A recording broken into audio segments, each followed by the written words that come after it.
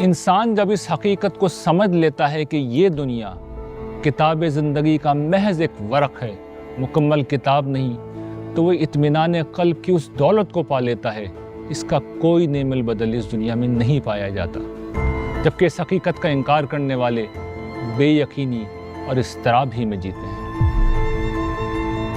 خدا اور آخرت کے منکر اپنی زندگی جیسے بھی گزاریں، لیکن بڑھاپے یا کسی بیماری کے نتیجے میں جب انہیں اپنی موت سامنے کھڑی نظر آتی ہے تو ان کی مایوسی اپنے نقطہ عروج پر پہنچ جاتی ہے۔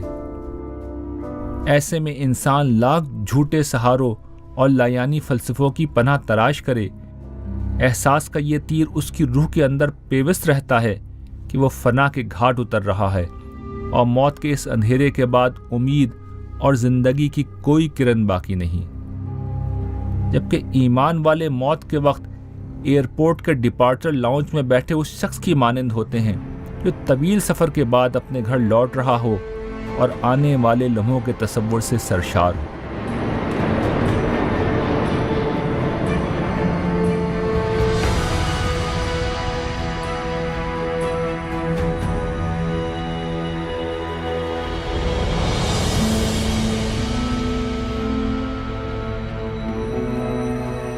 جو لوگ خدا کو نہیں مانتے وہ کہتے ہیں کہ یہ خیالی پلاؤ، جھوٹی امیدیں اور خالی تمنائیں ہیں۔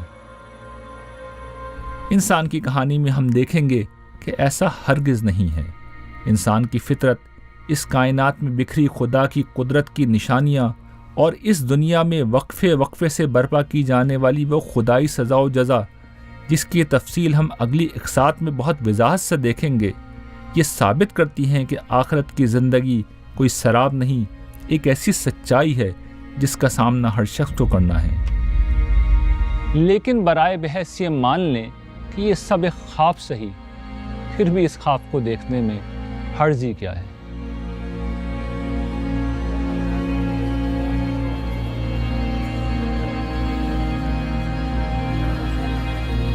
اس خواب کو دیکھنے والے لوگ اپنے ایمان کی بنا پر بدترین حالات میں بھی مایوس نہیں ہوتے۔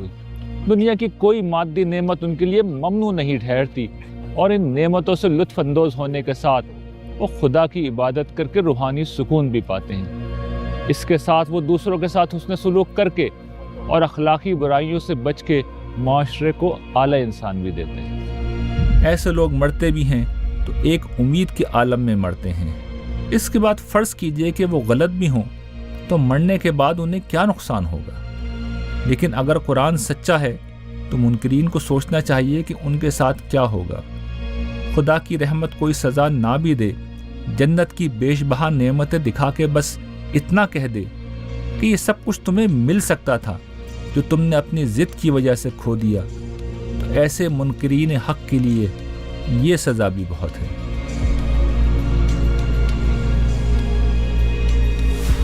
سادہ منطق کے تحت بھی ماننے والوں کی زندگی اور موت منکروں سے کہیں زیادہ بہتر ہوتی ہے۔